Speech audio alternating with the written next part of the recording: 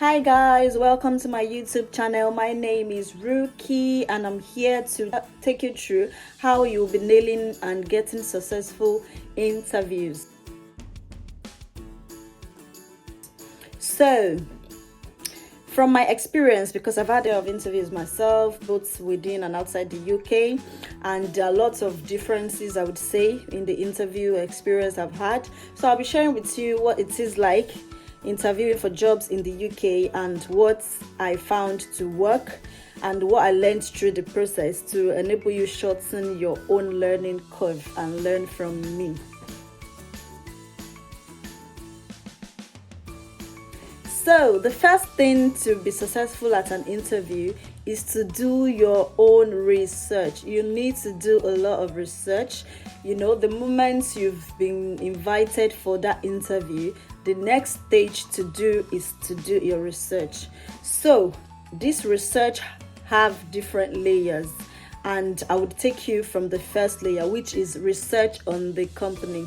You need to do your research on the company that is inviting you for the interview. You need to do a research using different search engines. You need to check on the company website. You need to check on the company's LinkedIn. You need to also check on different sites that talk about companies. For instance, I would recommend you use Glassdoor to read previous interviewers have dropped reviews for potential candidates in the future to learn from. Some even drop possible questions that they get in that recruitment process. So I would advise that you do lots of research about the company, about their values, about the blueprints, about what is their mission and vision. If possible, you could even go through the projects they are going on at the moment, and depending on the role, you could actually analyze or look at their financial performance. That has helped me in an interview before, and I took an extra time after reading about the company to look at their financial performance. And when the interview was going on, I was able to say, oh, this was your PBT this year, this was how it impacted this, this was how COVID impacted you and all that. And I would tell you that it really impressed my interviewer. So do your research about the company. People who have previously interviewed with the company will drop their reviews about probably whether it was successful or not, what went wrong, or the questions they were asked. And you could also read about the company on their social media, to get public perception about the company and about their culture and values, because I know lots of companies are really strong on their values. They want you to probably mention their values or the things that are really important to them in answering your questions. They want to be able to know that, do you culturally fit their company? Do you have those values? Sometimes it could be respect, for instance. In answering your questions, are you able to demonstrate that you are someone who is respectful, which might be their own value as well? So you need to be able to read their values so that you can absorb yourself into it and be able to demonstrate in also answering other questions they might ask you, that, oh yeah, I'm your typical kind of person, I'm the candidate for this job. So another research you need to do is the job description. You need to dissect the job description. You need to analyze the job description. In fact, you need to place the job description side by side with your CV and look at, okay, this is what is called on their job description. This is what it is on my CV. I've done this before.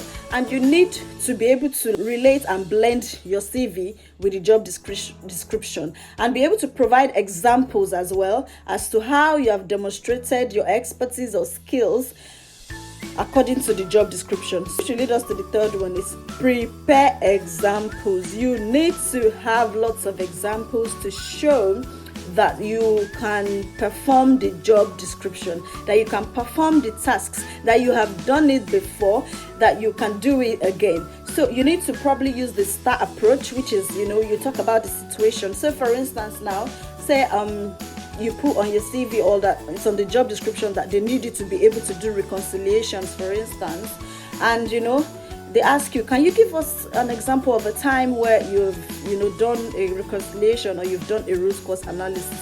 You need to be able to explain and say, oh, okay, so there was this time I was working on the reconciliation of a ledger or something, and I noticed that there was a spike in a particular figure that was not looking like what it used to be, and then I did a deep analysis of this by comparing the transactions to this, and I found out. So that was the situation. And what was the task? The situation was that there was an abnormality in the figures you're looking at.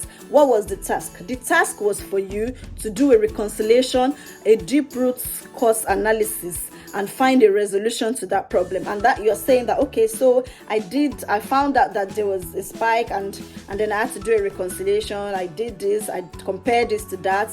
So what was the actions? And then you mentioned these are the things I did, and what was the result? So, and at the end of the day, I found out that, okay, there was a particular ledger that wasn't behaving, and probably because of that, the numbers were not tying, and I was able to escalate that to technology, and we resolved that. And for doing that, I actually got a recommendation at the end of the week, for spotting an income leakage events and helping the company to avoid that income leakage. That's like an example. Now they'll be like, oh really? Give you that kind of example before. I'm talking from my personal experience here, and it really impressed the interview, and like, oh, that must have been really interesting for you to find out. And I was like, yeah, it was.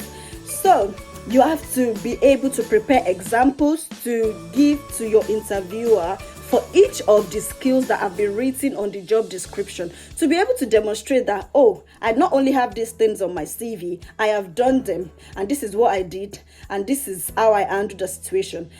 And your examples must be able to sell some points to them that, oh, okay, I'm analytical, okay, I escalate.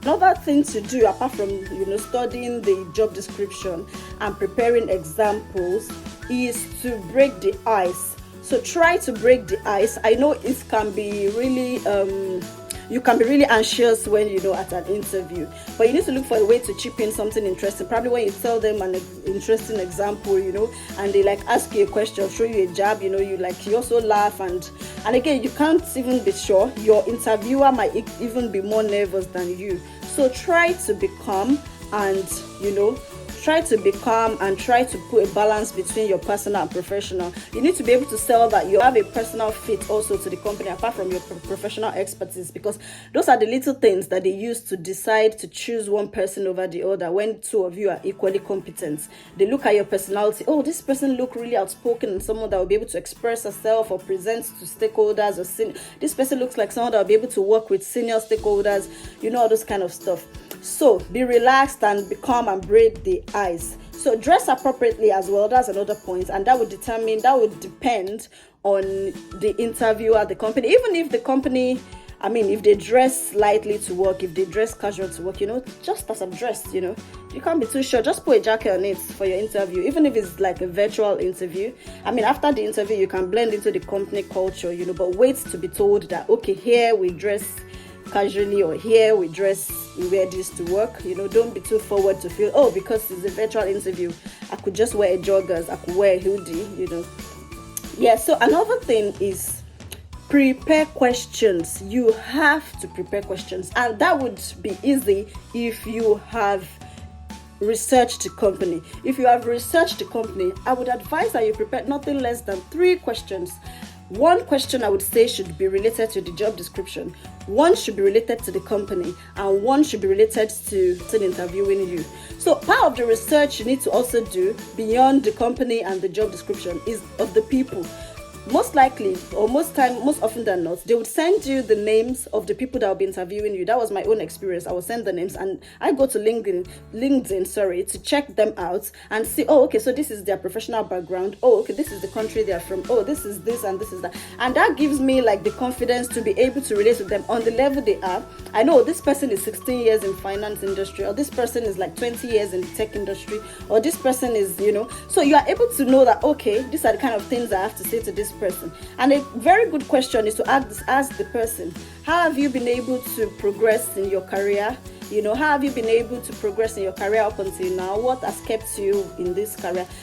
So that's like the personal example question that you can ask. Please don't ask them how many children they have or how many wives they have. That's not relevant.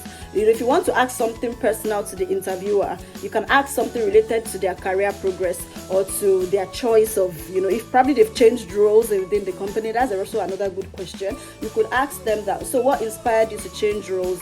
What were the things? How did did you switch? How did you go about the switch in the company? That will give them the opportunity to also let you know that there are vertical and horizontal opportunities to change roles in the company. So another question that you can try to ask is, if you've researched the company and you've read that there's something they are working on, a project they're working on, they are always eager to talk about the projects the company is working on, and they're always impressed that you know the page they are in the company's vision or mission. So let's say the company is working on, say, a migration project or something, you just chip in that, like, how has it been, how has it been? And they're always eager. They will go on and on to keep explaining to you, see, this is where we are now in the company. We are trying to migrate to this. We are going through this transformation. We're doing this and we're doing that. So that's a very good question to ask. Also, one good question that I noted, I don't know if it will still win now, was just post-COVID. It was always like a good question for me to ask. How did you survive during COVID? Like, how did it impact the numbers, and how did it impact the performance of the business? That's always like a winning question. Everybody wants to talk about how COVID has affected them, so they are always very eager. Those were kind of examples that I felt that I would have used before, and that were winning examples. So prepare your questions. That's the summary of this section. And the last part is follow up and ask for feedback. Most often than not, you'll be reached out to by recruiters, and these recruiters are always willing to take your calls, and they're always willing to give you feedback as to all the different stages, even before the company themselves get back to you. So if you have the opportunity of having a recruiter between you and the company, take advantage of it. Even before the different stages of interview you have, reach out to the recruiter to ask, what is this next stage of interview about? What am I supposed to prepare? How am I supposed to prepare? What's this person like? They always welcome those kind of informal chats, and always ask for feedback at different stages of, like, if you make it to the second stage, you ask about the first stage. They would ordinarily share, or you would have gotten, but you could ask for more feedback and follow up. Send a mail to them on LinkedIn. And again, another way you can research is to reach out to people that have worked in that company, or that you can see that are working in that company on LinkedIn, and try to ask them a couple of things about the company. I've done that as well before. So I think I've provided you as much as you need to succeed in your next interview. But do not worry, even if you apply all this and you still do not get the job, it means that it's not the right job for you. There are other reasons why they might choose the next candidate to you, but doesn't mean that you should give up. Continue to apply all these tips that I've provided, as well as prepare yourself better for the next interview. Use each interview stage as a lesson for the next interview. And good luck to you on your job search and job hunts and interview stages. Don't forget to like and subscribe and comment on my video. Thank you very much. It's your girl Rookie again. Don't also forget to follow my Instagram page, live_career_UK. Thank you.